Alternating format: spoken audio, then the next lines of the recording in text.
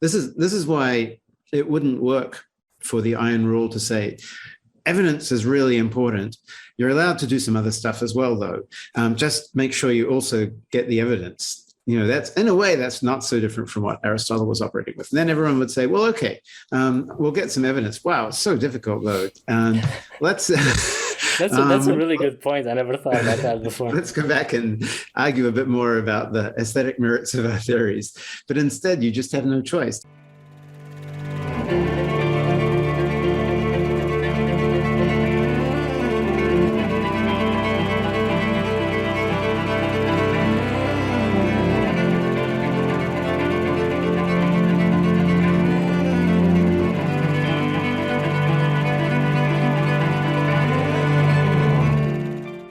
Hello, everyone. Today in this episode, we have Michael Strevens. And the way I found out about him was by reading his book, which, oddly enough, I don't remember how I came across it. Like, I just have no idea. Sometimes I just find books by mistake.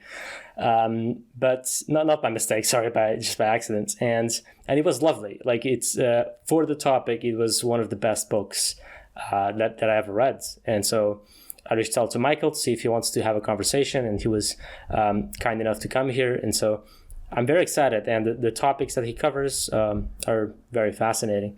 So hello, Michael, and thank you so much for coming. Hi, great to be here. Fantastic. So maybe just give a brief introduction on who you are and what you do, so that people have a better background of you. Well, I'm a philosopher of science, which means that I think about the way that science works and all of its moving parts. And I've been interested in many different aspects of science over the years. For example, theories of complex systems, the nature of statistical theories, the social structure of science. But until relatively recently, I never really wrote anything about the biggest questions about science, just the whole nature of science, what makes science something different and apparently much more successful than the other forms of inquiry that preceded it, like philosophy. And here I'm really talking about modern science as developed during the scientific revolution in Western Europe, which somehow seemed to come across some way of thinking about the way the world works, which took off in a way that people call the old philosophy of nature never really seemed to do. And as a consequence of which we now live in this dramatically transformed world where we're surrounded with amazing and sometimes dangerous technologies. So this book is my attempt to understand really what it is that makes science so different and more powerful than, for example, philosophy as a way of thinking about how the world works. That was perfect. And so a good place to begin is how is science actually born? For example, where do you consider kind of the beginning of science? Because there's always kind of the debate. There's kind of a few different areas that you can kind of start with. One is kind of like the scientific revolution as a consequence of the Enlightenment. But then you can kind of argue that was kind of the application of kind of the general trend of thinking that came before it.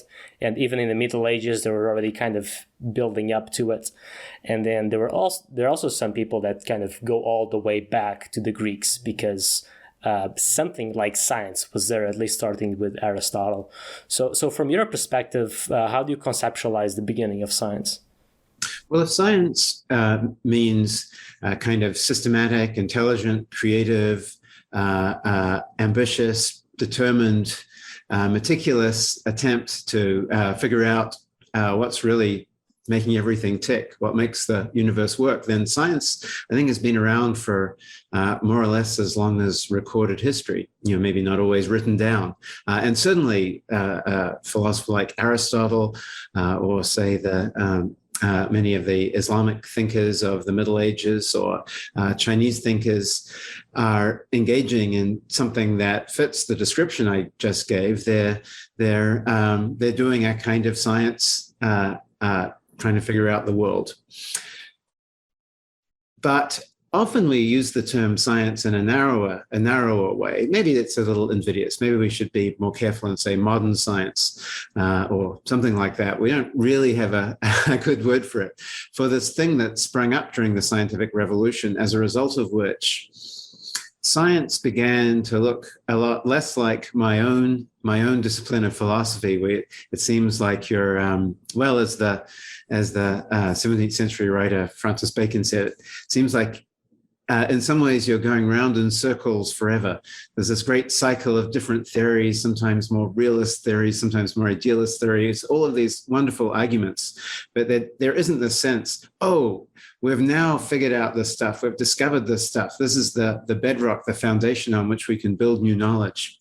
We don't really have that so much in philosophy. And in ancient science, ancient Greek science or Chinese science, for example, there's much less of that sense when the thinkers who came after Aristotle were kind of, for example, were rethinking everything.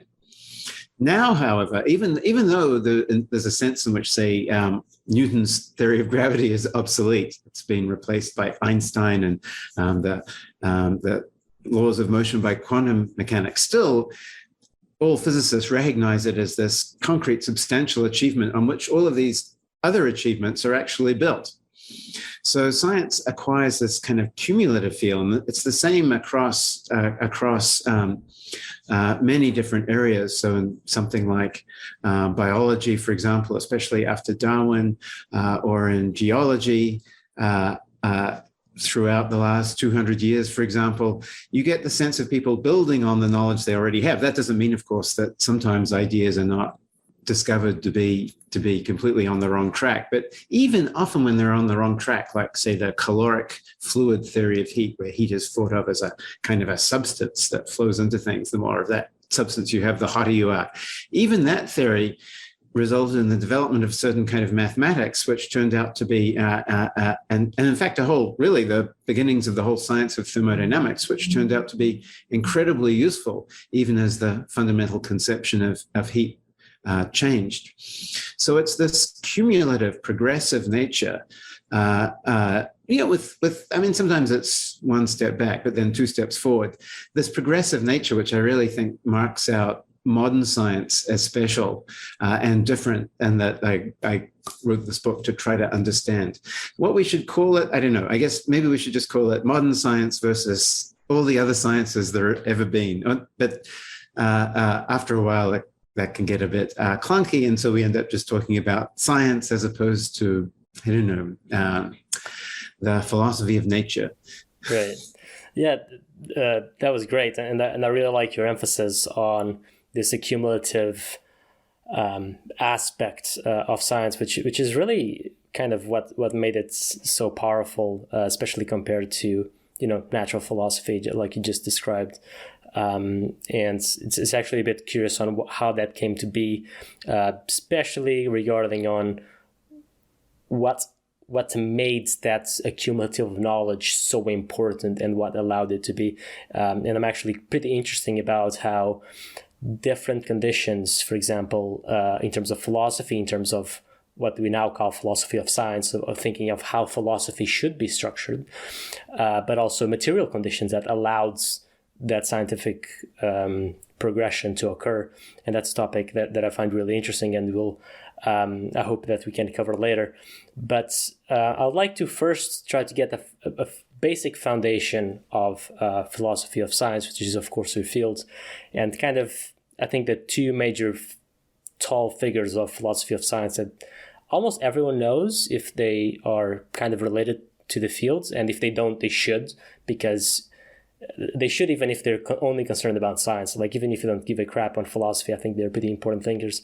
And that's Popper and Kuhn. And I think that's a good place to start for us to then kind of get to the bulk of the arguments of your book. So maybe give a brief introduction. What was important about Popper, what was important about Kuhn, and how do they relate to each other? Sure. Well, so they're both, these two philosophers, both thinking about this very question I just posed about what it is that makes science so effective. And they give answers that in one way agree and in another very obvious way completely disagree. So let me start with the agreement and then I'll go on to the disagreement. The agreement, and I think this is not always appreciated by people reading them, but the agreement is that in the end, scientific progress is made because often relatively small or esoteric facts just kind of refuse to budge, refuse to give way, and end up toppling big theories, big ideas about the way the world works. So it's this emphasis on having theories actually get all the facts right and get the facts precisely, exactly right. That ultimately, although it can take a long time and be very circuitous, that ultimately is what shows us that certain kinds of big ideas, including even something like Newton's ideas about gravity, are not quite right. So the key to scientific progress is this, the immovable fact. But Popper and Kuhn had very different ideas about how the structure of science turned up these facts. For Popper, the scientist is very self-conscious about the importance of empirical refutation, the importance of the way in which the facts can bring down a theory. So he thinks that scientists at all times, at least the good scientists, have this in mind. And what really marks out the good scientists and drive science forward is a really fierce, critical attitude that's directed towards uncovering these facts and being completely unrelenting in bringing them to bear on theories, insisting that a theory explain everything. And sometimes it takes a long time to really settle these arguments, but still it's that ultimate insistence that is as crucial, and the critical attitude of the scientist is what drives it. Kuhn's picture of the scientist's mind is actually almost the complete opposite of that. His scientists are most of the time not thinking about refutation, about how the facts will create problems for theories at all. Rather, they take the theory to be the immovable thing. They regard the theory as the thing that is non-negotiable. Kuhn famously used this term paradigm to encompass a scientific theory and all of the auxiliary parts of a theory that give you a kind of a complete recipe for doing science. So that could include such things as a list of which problems are important, a list of the right ways to go about using the theory to solve those problems, statistical techniques, kinds of measuring apparatus even. Anyway, the whole bundle is the paradigm. And Kuhn says, rightly or wrongly, that the scientists take this bundle just to be given to them, almost like a kind of religious dogma. They don't question the theory. What they need to do is fit the theory to the facts. And this is what they consider to be their sacred duty, if you like. But when they fail to fit the theory to the facts, their first recourse is to blame themselves. They think, well, I must have done something wrong because the facts keep coming back at me, but the theory is non-negotiable. So obviously I've done my calculations wrong, I've used my measuring instruments wrong, or whatever. So you might think this is not a good way to set up an institution for refuting theories, to have a whole bunch of people who believe that the theories simply cannot be refuted. But here's the real twist in Kuhn's idea, which is such an amazing and creative idea. He thought that the scientists, because they believed so fervently in the theories, really just went all out to match the theories to the facts. And in the end, if there was any discrepancy at all, they would find it in spite of themselves. So they would by trying over and over again to fix their so-called mistakes and get the theory to match the facts, they end up exposing the theory's mistakes. And that's how the theories are brought down. So it's precisely the scientist's non-critical, almost credulous attitude to the theory that turns them into great theory refuters. But both Popper and science agree that it's this really intense power of science to throw out theories on the basis of small discrepancies that's crucial to scientific progress, and that really characterizes modern science, makes it different from the other forms of science, historical forms of science that we discussed. Awesome. That was great. And yeah, that's kind of that drive is a great, has greatly pointed out. It's a really core feature out of both of them, and it's kind of funny because like Popper and Kuhn, they're such important figures, but I think, and they're kind of standards in kind of the canon of the subject, but I still think they're underrated somehow because they don't understand how revolutionary they are, especially with the context that they come from. Like I remember, like I've been passionate about science for almost my adult life, and I remember that I only discovered before I kind of got more seriously into philosophy, that kind of this pillar of falsification that started with Popper, that's not even 100 years old. And I was like, how is that even possible? Like, how did you even get here before that? Like, it's crazy.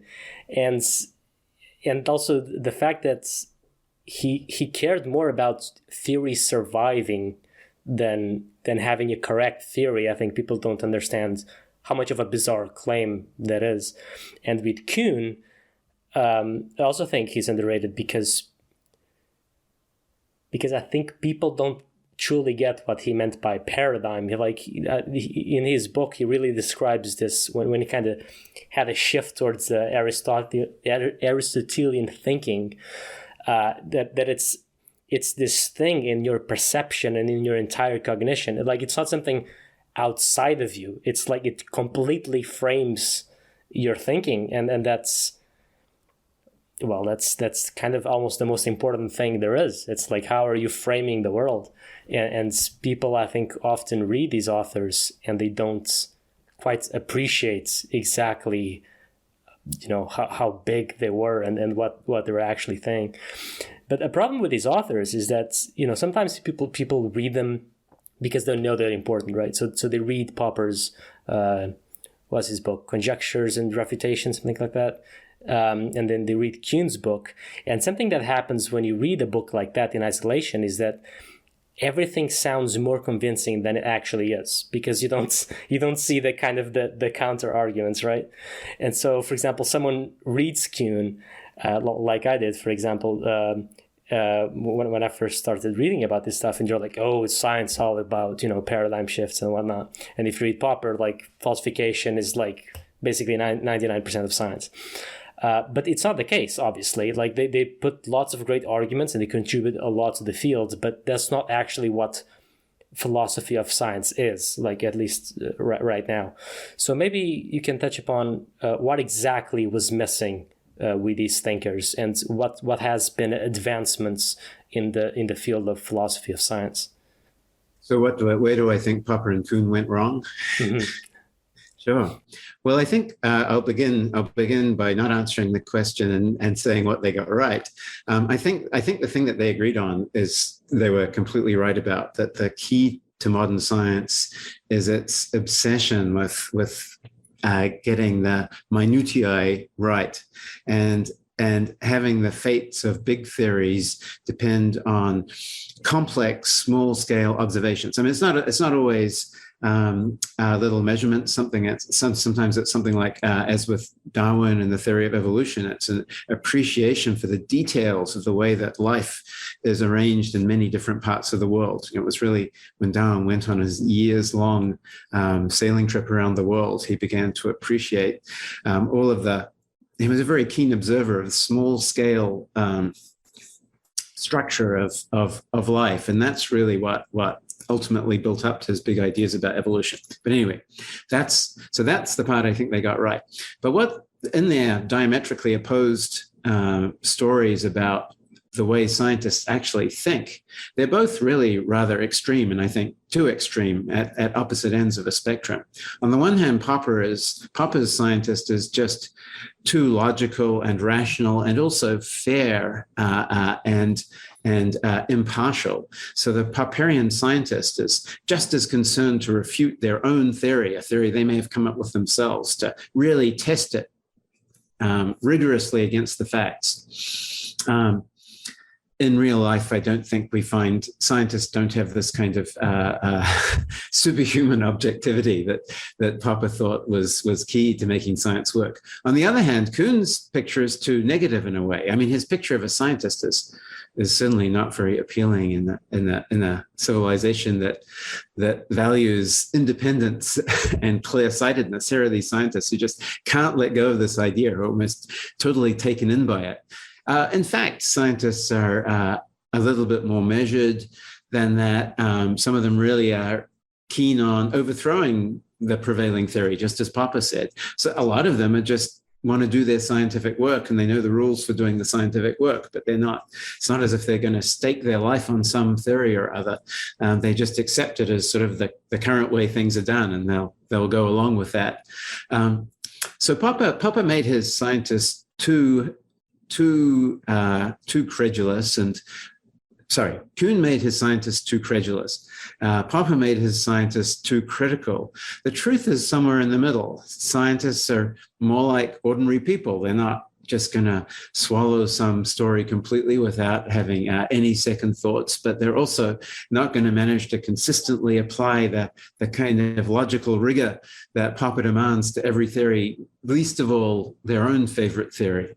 So what we need, if we're going to understand why it is that that modern science came along relatively recently, that this ability to measure theories against the facts so relentlessly, so rigorously, is this new thing. Is we need a story about the social structure of science that gives scientists a kind of a mindset that it isn't a mindset that people who were thinking about nature before modern science had. That's still not as extreme on one side or the other as Popper's and Kuhn's stories. And how does the sociology of science comes into philosophy of science? That area has always been a bit blurry for me. Well, I think what sociologists did that was so incredibly valuable is think about the importance of social institutions in science. This kind of thinking began in the 1930s, 40s, 50s with sociologists like Robert Merton. And I think Kuhn, although he doesn't talk much about that stuff, took it on board, and his story about the paradigms and so on is very much driven by a certain kind of social institution, whereas Popper's scientists can sometimes seem to be just a company of heroes all kind of setting out valiantly on their own. So that's important. But then later on, sociologists of science rather than turn their attention not so much towards institutions, the large-scale sociology of science, but towards the way that individual scientists were working, the way individual scientific labs worked. And so they were, in effect, they went in and compared what was going on in scientific labs with what Popper and Kuhn was saying. And what they found, and I know that this did not surprise many scientists I know, what they found was something that was really very much in between those two extremes. On the one hand, you do have a lot of kind of conformity and going along with the system because it's the system. But on the other hand, you don't have so much a kind of religious devotion to the system, let alone the belief that the system can't possibly fail. You do have a kind of logical, critical faculty. You have various objective techniques for analyzing data and comparing data to theories, but you don't have a completely impartial or objective attitude to using these tools. In fact, often scientists use them in very partial ways. I wouldn't say that scientists are any more self-serving than your average human being, and but they're also not, on the whole, any less self-serving. And they'll not necessarily deliberately manipulate the system, but they'll the roots through the complexities of scientific analysis and research that give their own theories an easier time of things will naturally look more appealing to them.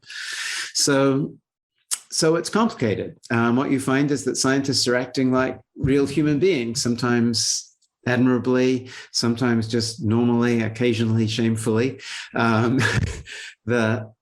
Most of the time, they're neither particularly admirable nor particular dastardly. They're just doing their thing.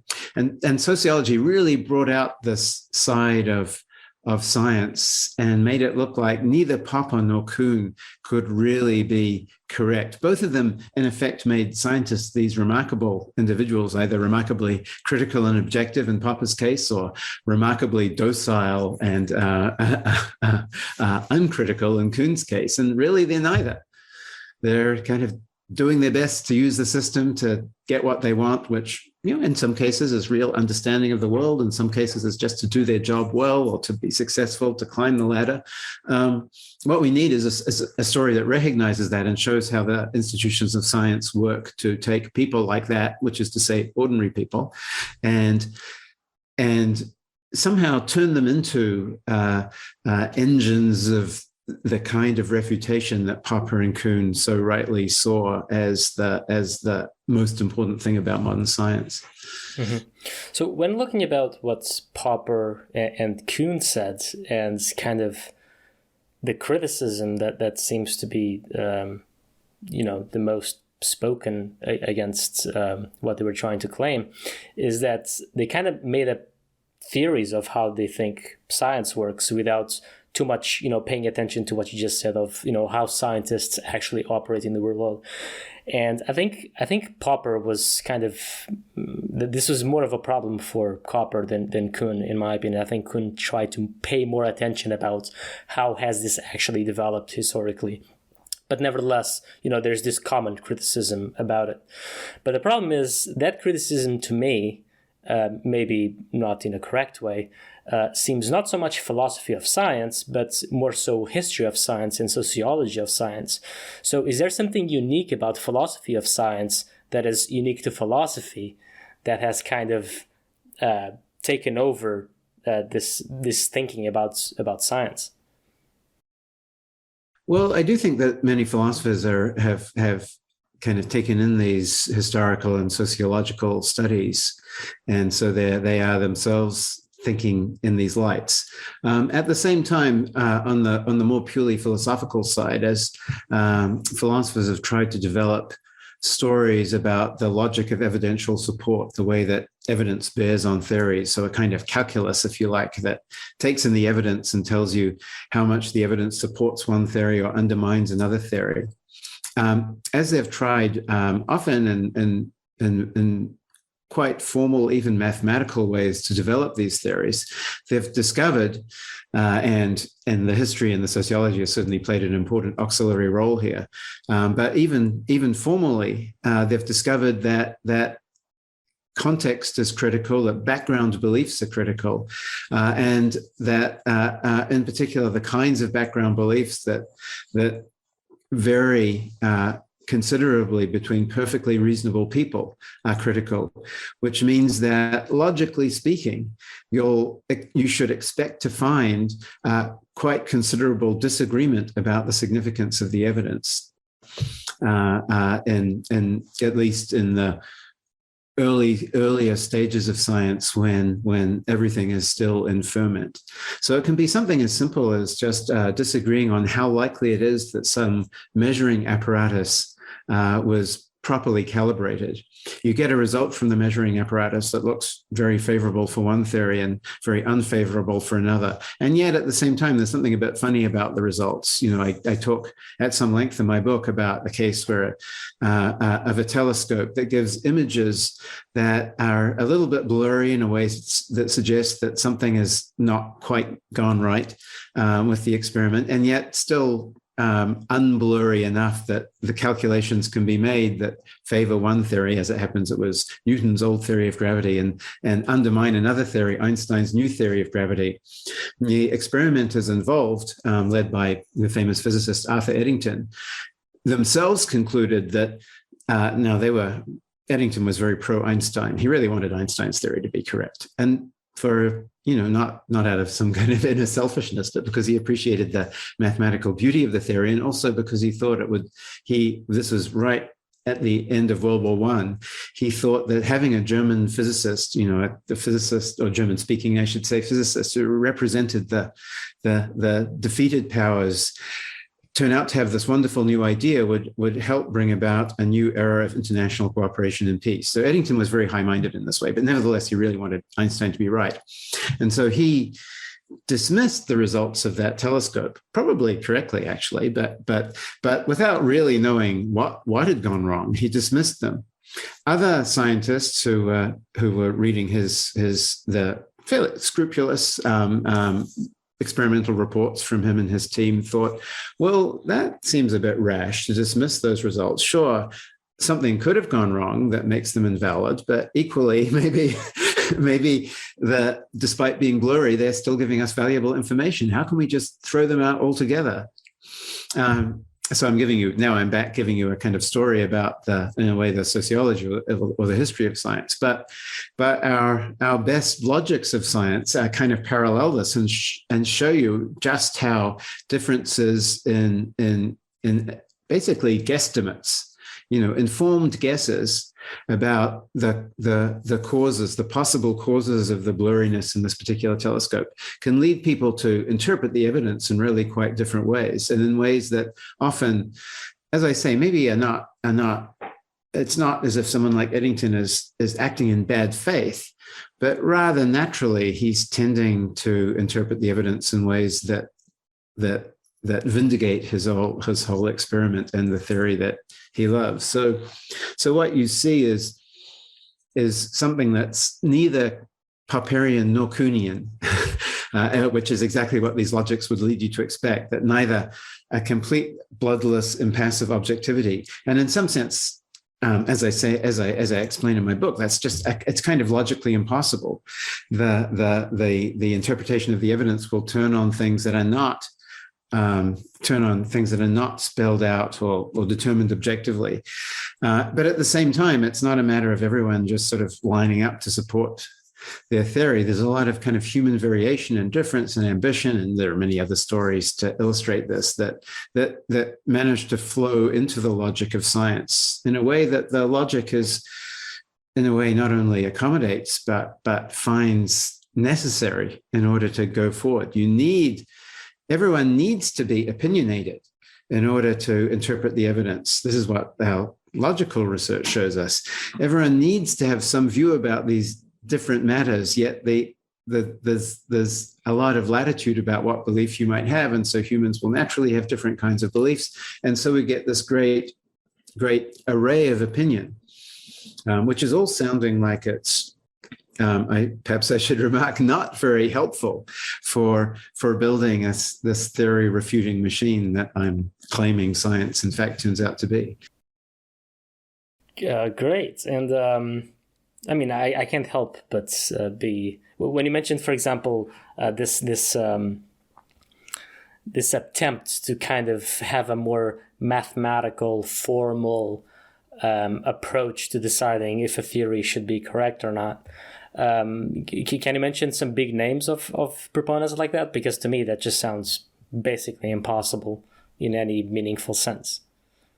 Well, the theory that has been most influential and has been best developed is the Bayesian approach to I suppose you would say inductive reasoning, to the question of what to think in the light of the evidence, which is named after Thomas Bayes, who was actually an English religious minister who lived in the 18th century in England, who was not at all known for his ideas in his lifetime. In fact, were these ideas even published in his lifetime? In any case, it would have been very surprising to him to find that his name was attached to the single most influential idea about how to think about evidence, or just more generally how to accommodate new information in your beliefs about the world. So this Bayesian approach is the biggest and the most influential. It's not the only one, but the others also put similar weight on the kinds of background beliefs I'm talking about. The people who developed the Bayesian idea include a number of statisticians and philosophers and so on. There isn't really a single towering figure of the same level of fame as Popper or Kuhn, though. Got it. But okay, and now that I know roughly what you were thinking when you mentioned that type of approach, now that I know is a Bayesian system, that seems more reasonable to me. Although I tend to I tend to think that more in isolation when you're making a single decision, or when you're making analyzing a single piece of evidence. I think when you're trying to do that for a whole field, when there's methodological differences between studies, that would be such a mess. I have no idea how people conceptualize that. But I want to get into kind of the core of your book, because it's really this specific idea that you're really trying to bring to light, and that I think it's absolutely brilliant.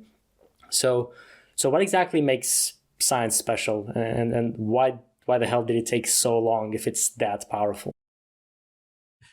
So I left things kind of at the cliffhanger stage by saying you have all this disagreement about the evidence, and yet science's power comes from its ability in the end to use small bits of evidence to topple great theories.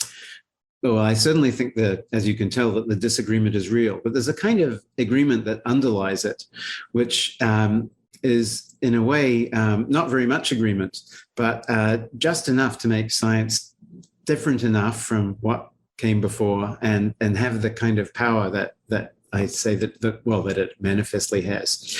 This is an agreement. In a way, it's a kind of negative agreement. It's an agreement to conduct the whole of scientific inquiry purely with respect to empirical evidence, empirical argument, and the ability of theories to predict or explain or accommodate that empirical evidence. Okay.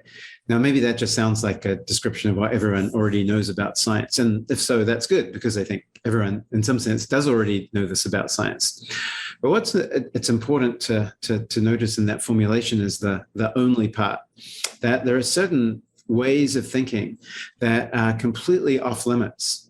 In not scientists can think what they like, but in scientific publication are completely off limits. You can't argue for your theories philosophically or theologically or even aesthetically. So no matter how much some physicists may believe, Eddington is a good example, actually, how that the beauty of a theory testifies in its favor.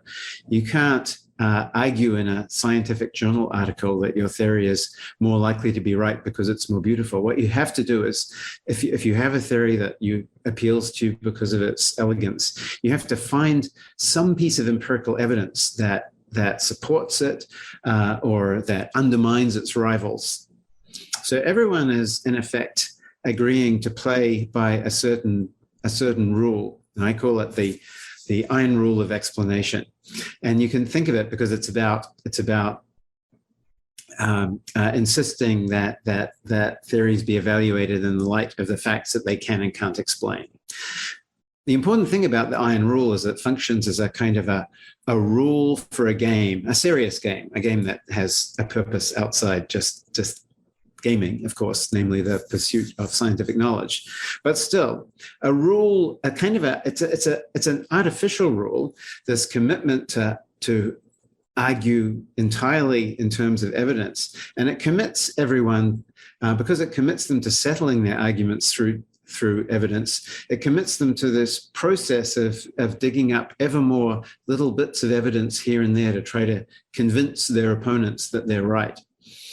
Now, often, as I've said, you have this great disagreement in science about who's right, about what the evidence shows, about whether the results of this telescope should be taken seriously or just dismissed as hopelessly flawed. But what everyone will agree to is to do more experiments. So, for example, those Eddington experiments, which involved taking photographs of the positions of stars near the eclipsed sun, continued to be done. So there was some disagreement or dispute about how to interpret Eddington's results. So the next time a good eclipse came along, they went and did it again, and then again, and then again, and then again, because the only way to argue was to create more data, to conduct more measurements, to perform more experiments.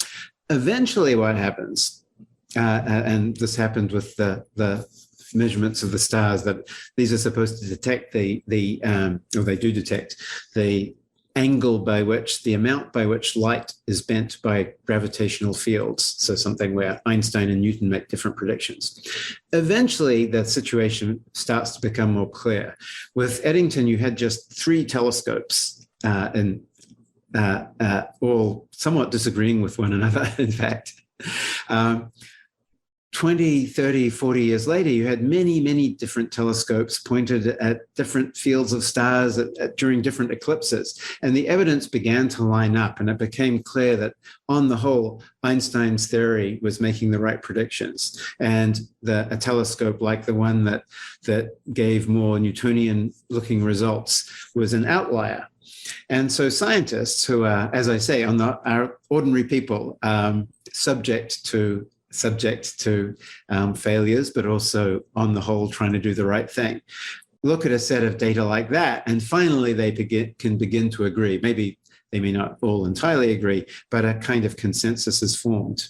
So the way consensus is formed is by just going back to the disagreement is at first normal, and the way consensus is formed is by going back to the lab, back to the observatory, and getting more facts, more data. That's what's key to amassing enough data to begin to point decisively in one direction and away from the other theories that it turns out, simply can't make sense of that data.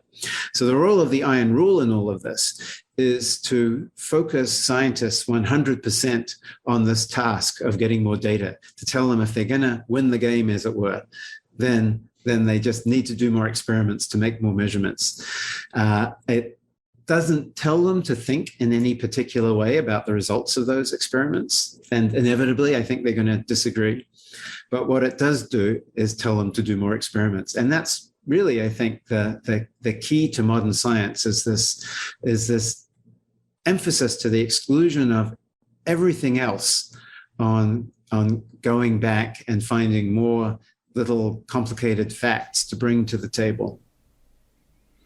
Awesome. And kind of something that you do so well in your book that is not so easy to transmit to someone without going through a lot of the examples that you gave in the book is that it's hard to comprehend how much of an insane idea that is. That's the only rule that you're supposed to play by. Like, especially because something that is also a bit funny about science is that science is kind of like a merge between rationalism and empiricism. It's like you need to pay attention to the evidence, but then you need to put that evidence to reason. So in modern terms, you can think of that as statistics, right?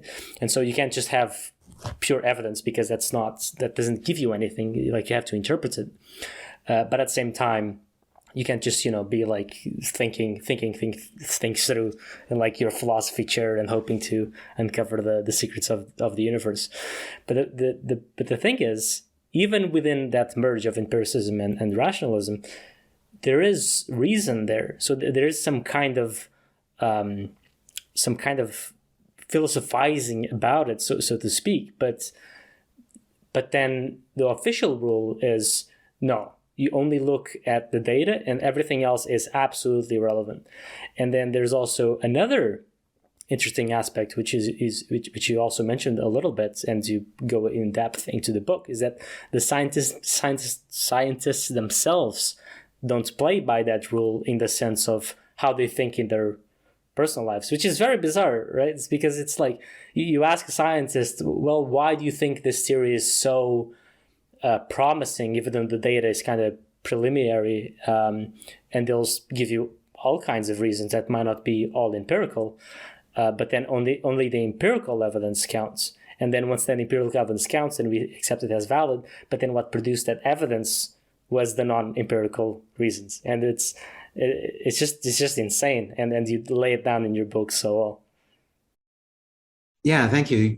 Diego, you just gave a great description of why I think there's something about it that's deeply disturbing, and yet scientists are so used to it that it just seems normal. I mean, it is normal. It's the way science works. But this idea that the reasons that are so close to you and for believing a theory, you just accept that those are ruled out of court, that they don't count.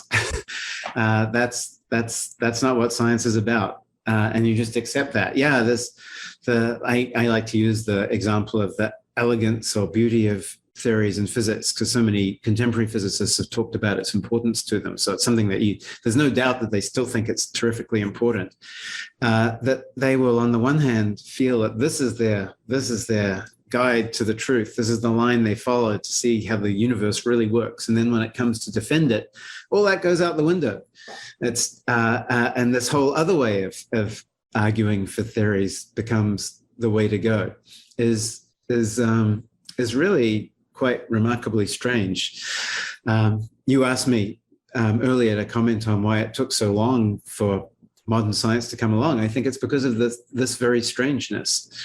Someone like Aristotle was very much concerned to have his theories explain the facts, but he thought it was also very important for his theories to fit together in the right kind of philosophical way. No doubt he cared about the aesthetic side of that too.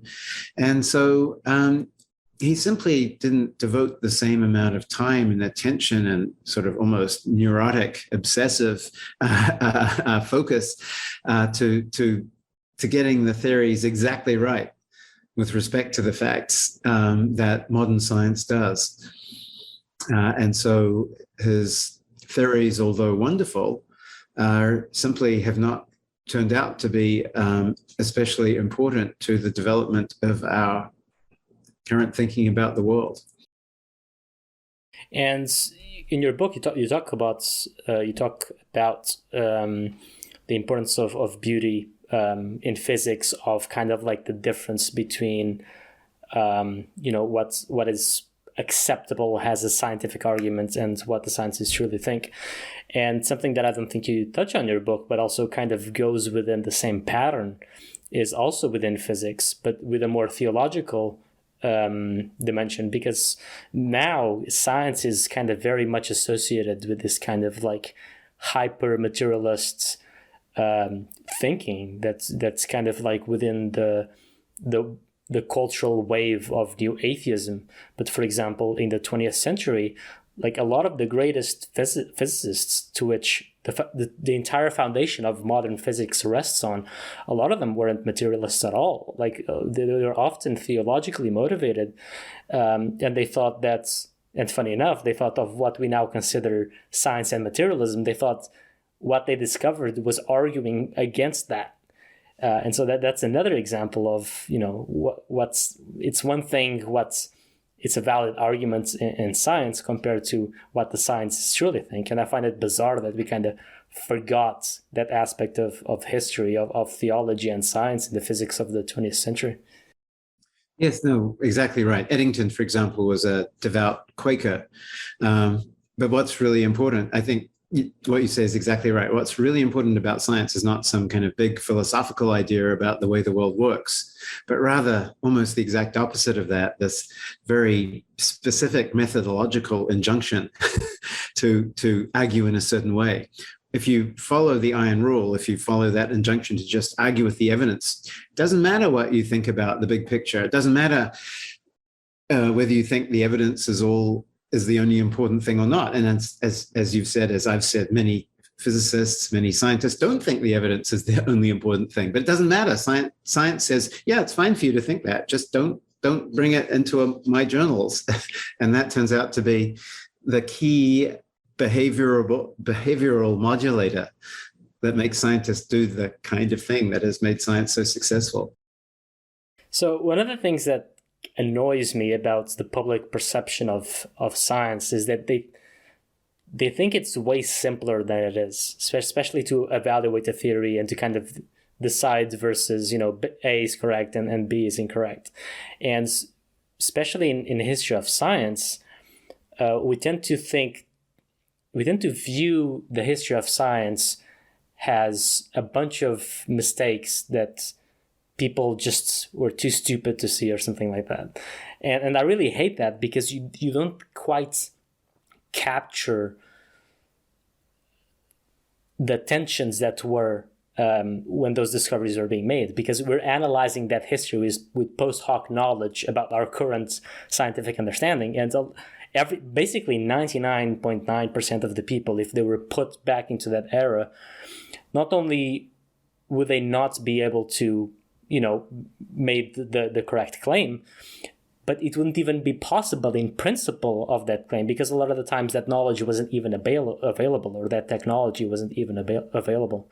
And something that I like about your book in some of the areas, that in some of the chapters that you wrote, is that you do a really great job of putting us back into the historical period without the current knowledge, and then analyze, okay, what do these people back then knew? What type of arguments could they have made, and what type of evidence were they trying? And I think this is crucial, the fact that you need to be transported to that period and not rely on your current knowledge and just say, well, those people were just stupid.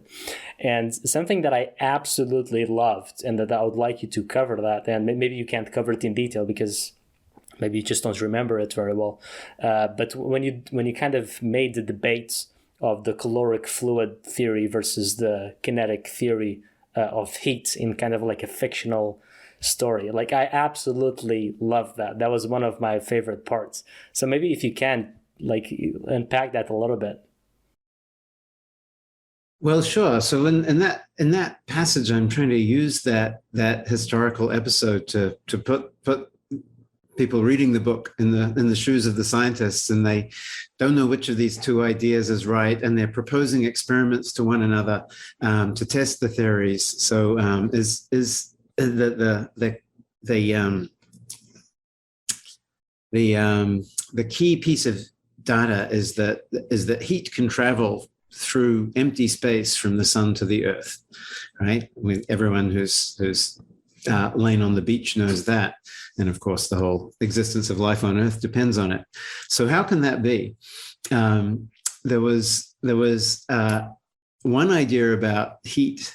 This is around the time that these ideas were being thrown around in the early 19th century. In particular, there was a lot of fruitful work on this. One idea is maybe I shouldn't give away the end of the story. One idea is that heat is the vibration, basically a disordered vibration of matter. So when something is hot, it's because all the particles, the molecules, are vibrating pretty fast, and the faster they vibrate, the more heat is in the substance. So if that's heat, then it's easy to understand. For example, when I put say an iron in the hot coals, how the iron gets hot, because the vibrations of the hot coals set the molecules of the iron vibrating. The iron gets hot as well. But it's a total mystery then how heat could get to us from the sun. There is the sun vibrating away, but everything in between is empty space. There's nothing to vibrate in empty space. So how could the earth get warm? So what happens to this idea about heat? Well, the great rival of this mechanical theory of heat, as sometimes people put it, at the time was the caloric fluid theory, which I mentioned earlier. Heat is a kind of fluid. Now that seems to provide a good model for how heat would get from one body to another through empty space. In fact, the emptier the better, right? So that the fluid can, as it were, in a very fine spray, saturate the whole solar system from the sun. And there's the Earth just receiving this rain of caloric fluid droplets, and that's what's warming us all up. So it looks this problem of explaining how heat travels through a vacuum looks good for the caloric fluid theory. But you can always make up a story, right? And in this particular case, the story that some of the supporters of the mechanical theory came up with was that the heat actually traveled through space in a different form, in the form of radiation, like a kind of light. Except a sort of, we know that the sun's light is clearly traveling through empty space. Maybe there's another form of radiation that comes along with the light that transfers the heat to the Earth. It's a complicated story. You've got to have heat now now is normally the vibration of molecules, but can be transformed into a kind of radiation just for the purposes of getting it to the Earth, where it gets transformed back into the vibration of molecules. So how do you, that's a cool story, although rather complicated. The caloric fluid story is a story that makes a lot of sense. How do you proceed? How do you tell the difference, distinguish between these two stories? This was the kind of, I mean, exactly the kind of situation that, say, that the ancient scientists would find themselves in, and they would argue back and forth with one another about the philosophical and other merits of the story, the kinds of things the story could explain or not explain. What really seems to mark out modern science in the way that it tackles a situation like this is the recourse to experiment. So let's not argue about whether one theory is simpler than the other or more plausible than the other. Let's not philosophize. Let's not try to fit these theories into some bigger system. Let's just come up with some experiments. Well, how could we test whether the heat travels through a vacuum as a kind of, as it were, a fine spray, or as radiation? We can put up some kind of barrier. We can put up an opaque barrier, maybe, that is opaque to light and therefore might well be opaque to heat radiation, and see if the heat makes it past the barrier. Now, that's not going to be decisive, though. Maybe the barrier is, although it's opaque to light, is transparent to heat radiation. Actually, it turns out, just kind of peeking ahead in time, that this is a phenomenon that heat radiation can travel through some materials that light cannot travel through, like a dark plastic trash bag is one example.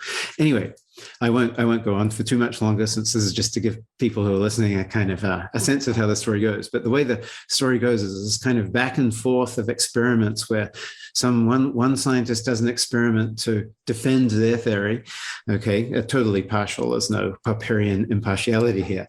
But there's one way you could come up with a story about how that experiment is not totally decisive, and then the other scientist comes back with another experiment, and what you get is this agreement, is this disagreement at every stage on what the experiments actually show. Neither scientist abandons their position in the course of this imagined dialogue, but they keep doing more experiments. They keep getting more data, and so you begin to see, first of all, that there's this crucial agreement to argue in a certain way by doing measurements or experiments. So there's something they agree on, which is how to go on disagreeing. And furthermore, that as long as the argument goes on, you get more and more data to interpret. I don't follow it all the way through to modern times in this particular story, but the more general story, as I've said, is that once this really begins to pile up, then even the fans of some particular theory will have to eventually acknowledge that their theory is not doing so well. So you see in this story, you see this agreement on procedure, on method, even at the same time as total disagreement on interpretation, as a kind of engine for generating more and more of those facts that ultimately form a kind of an unassailable mountain that I guess falls on top of one theory and props another theory up. That was great, and I really loved that part of the book. It was so beautifully put. And something that also, it illustrates two things that I really like. One is how difficult it is to judge based on a narrow number of experiments of what something is true or not. And I think because even though we live in such a science-heavy society, unfortunately, almost no one actually interacts with the real science of like actually seeing the progress of something, or reading a paper, or knowing the true disagreements in terms of, what's the actual data behind each stance. And so people don't have the sense of how difficult it is sometimes for these things to progress. And this story, you put it quite nicely.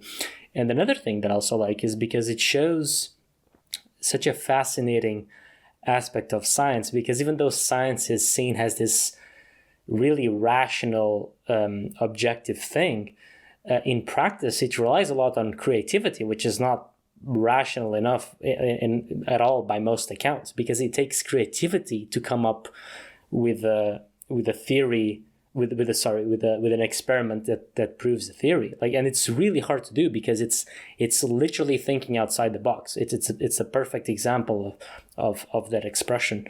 And in science, you see this so often. And these two aspects that I'm saying of one, how difficult it is to decide, and the creativity, they play along together, because one scientist comes up with a really creative experiments that he hopes will finally set the stage, and another one is like, okay, but what about this? What if there's some other explanation? And he comes with some weird ass creative theory, and it's just this beautiful dance that I think is very unappreciated in today's science, or today's view of science, say.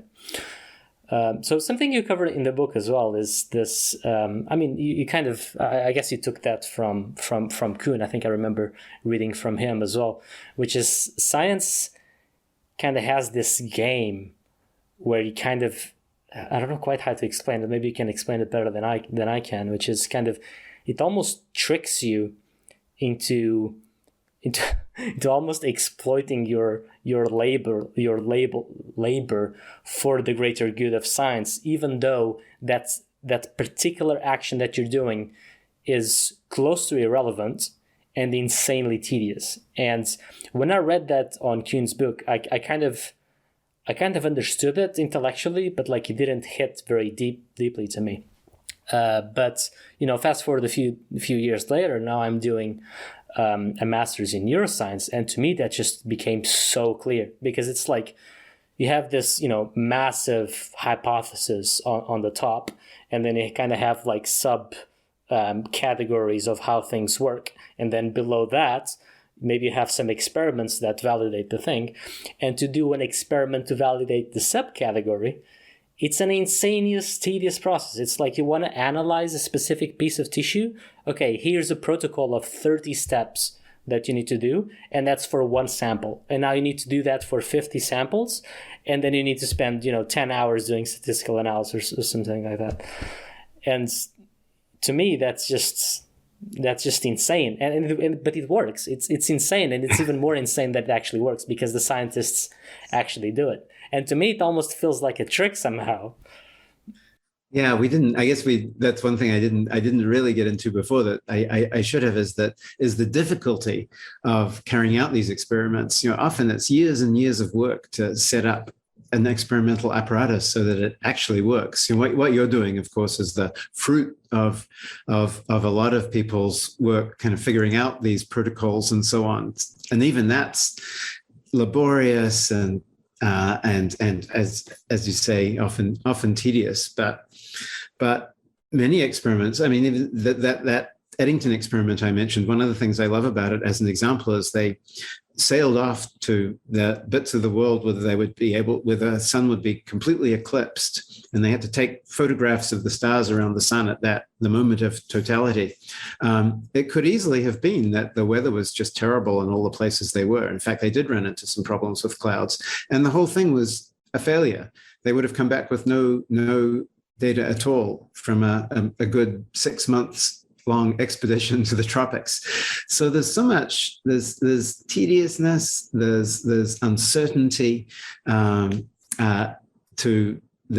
just the expense and effort in scientific experimentation. I think this is why it's so important to have this is why it wouldn't work for the iron rule to say evidence is really important. You're allowed to do some other stuff as well, though.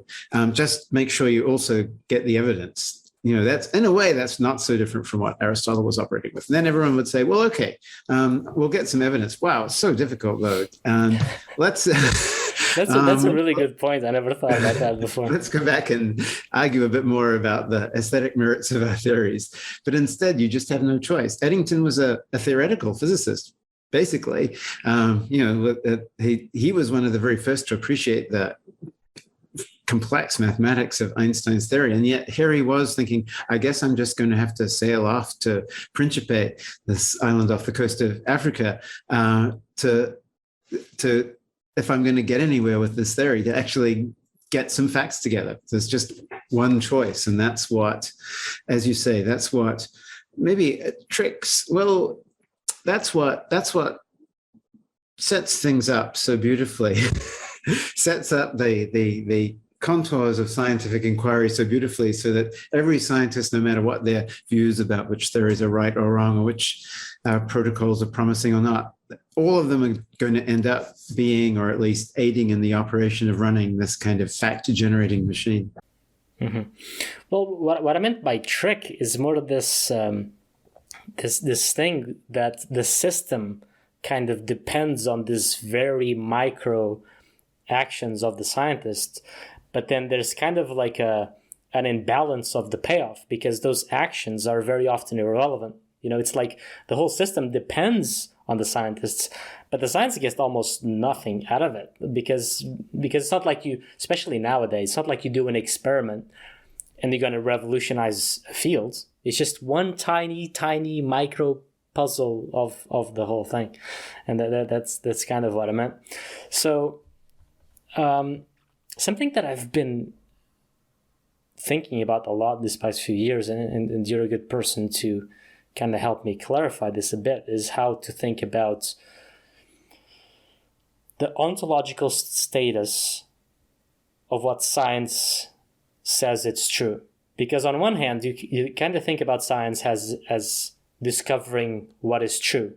But then because of the way science operates in practice, it's more like if you can predict something and if you can make a model out of something, right?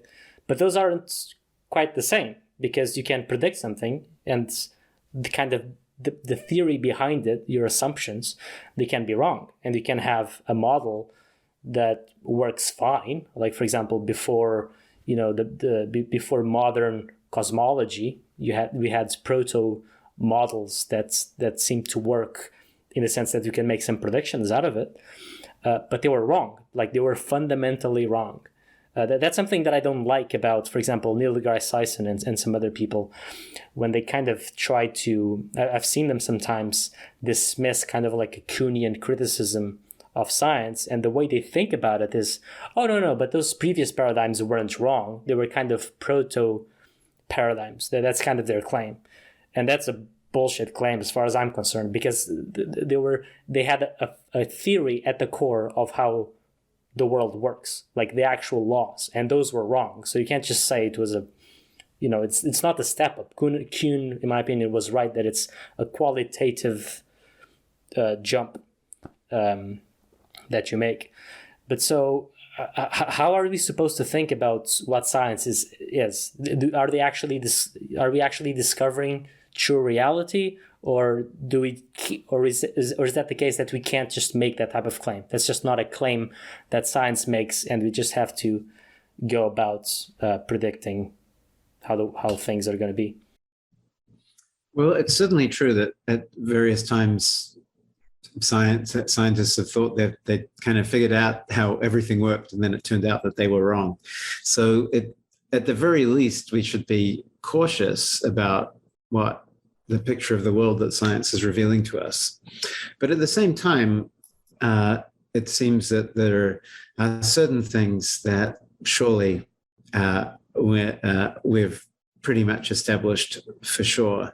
So the fact that various diseases are caused by these little microorganisms, bacteria, viruses, and so on, that seems like it's pretty much now set in stone. It seems extreme to be skeptical about whether viruses really exist. For a while it was quite reasonable, but now it seems not so reasonable. And likewise, say the idea, also a remarkable idea, that the surface of the Earth is composed of these plates of rock that actually move around, and the continents have changed their arrangement over time, is a pretty astounding idea. But I can't see that one turning out to be wrong. On the other hand, we're definitely still kind of feeling our way around at the very bottom level, or at least what seems to be the very bottom level physically. There's a lot of arguments, for example, about how to make quantum mechanics compatible, consistent with Einstein's ideas about gravity. It's clear that they don't fit together neatly. Something's got to change. We don't know which is going to change and exactly how it's going to change. Different people have their suspicions, but there's a case where I think it's obvious we haven't gotten the final picture yet, or at least if we have got some parts of the final picture, we don't know which of the parts of our current picture are going to be in the final picture. So for me, it's really a continuum. At the one end, there are things that are very clearly still up in the air, and then there are things that where it looks like electrons really are these little particles or sort of quantum mechanical effervescences.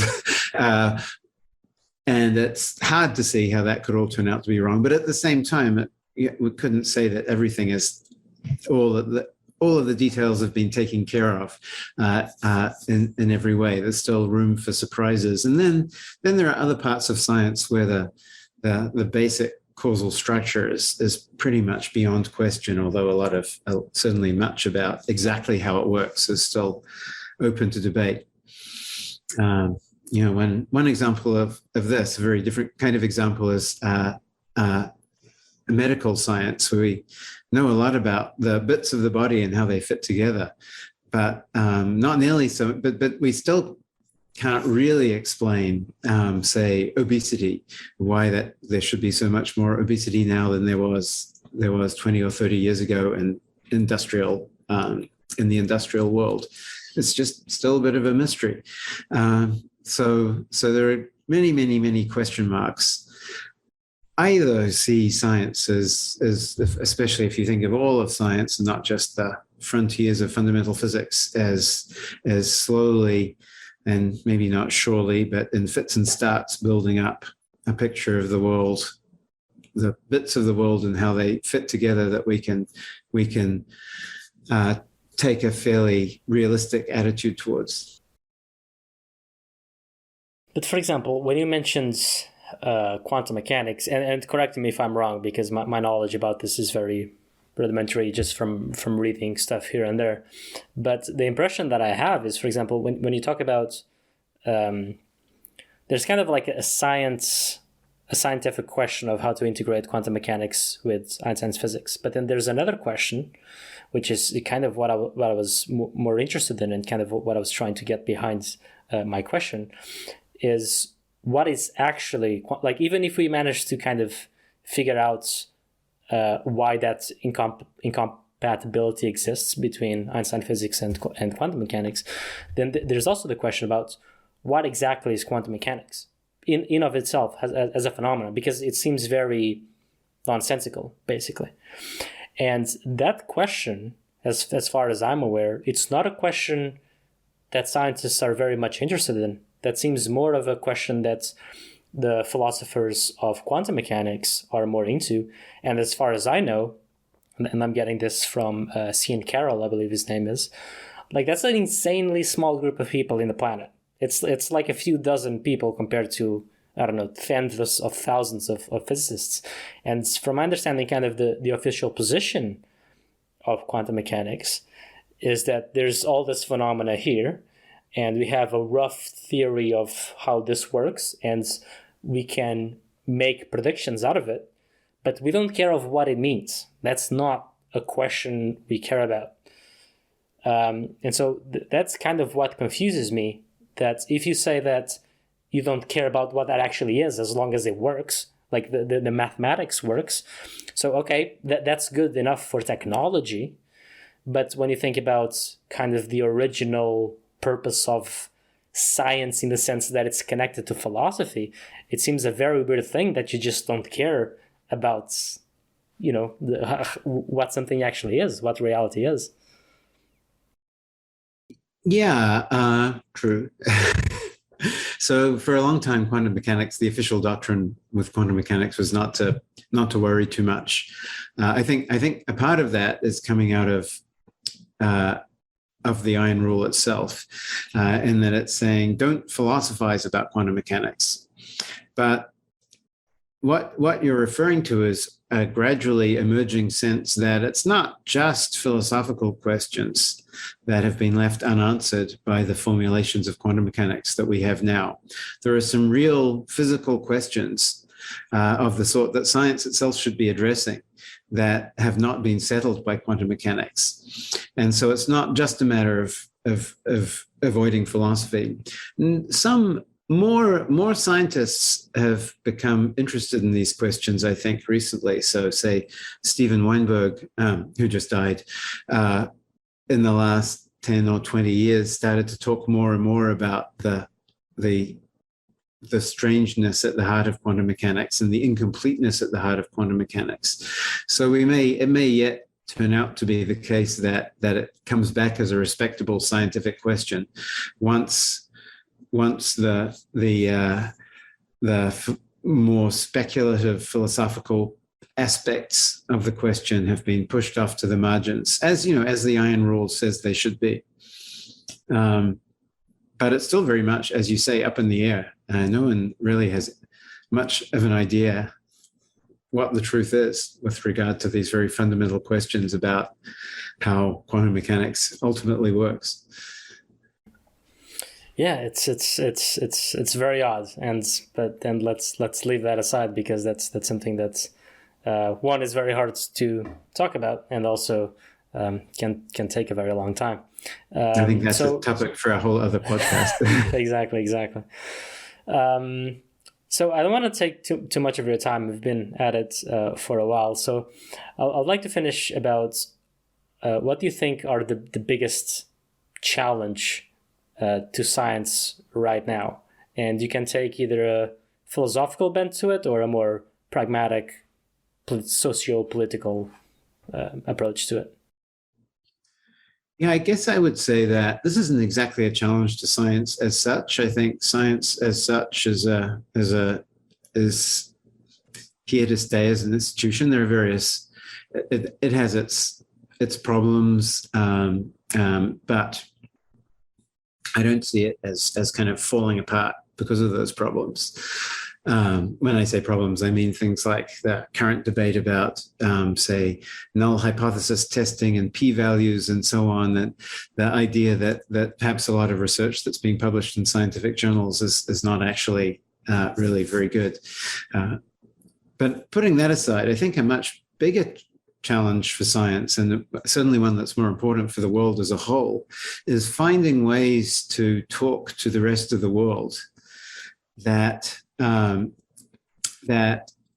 allow, on the one hand, for all of the enormous content of scientific knowledge to filter through into the rest of the world and to be put to use to stave off disaster and to make the world a better place, without capitulating to too simplistic of a view of science as just a kind of a machine that just sort of issues yes or no questions, answers on every question.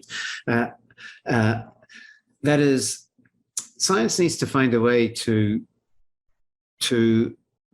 acknowledge the fact that scientific knowledge is not a body of propositions or theories that all scientists agree with. That there's still a lot of disagreement. Things, we've seen many good examples of this with the pandemic. Questions where scientists were just at a certain point undecided, but it wasn't the case that they didn't know anything. We have to find ways to communicate that knowledge in the complicated state that it actually arises in a useful way to the rest of society.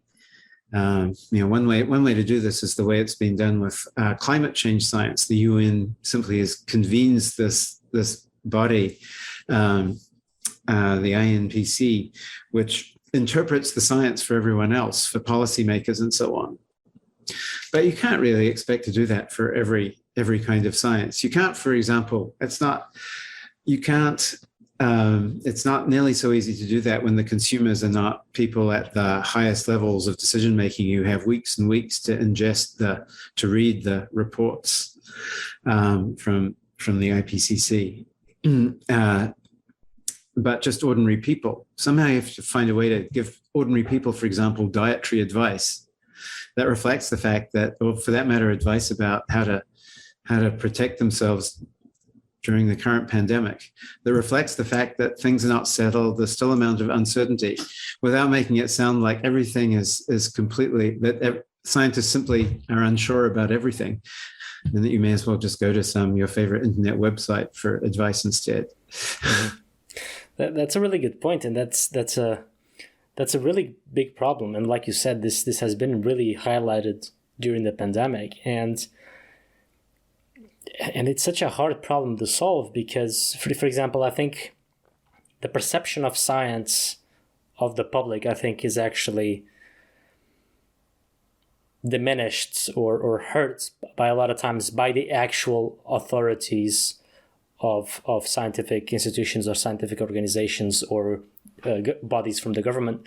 Because, for example, in this pandemic, I see that a lot, that they issue statements about, for example, how to protect yourself from the pandemic. But if you read those statements, and I hate this so much, they make it look like it's almost an authority statement. It's like, do masks protect yourself against infection, or by how much? And what you always see with those type of statements is a yes or no answer. And to me, that's a bullshit answer. To me, just you saying yes or no is basically worthless. That's almost worthless as anyone else saying it, because you're just saying it based on authority.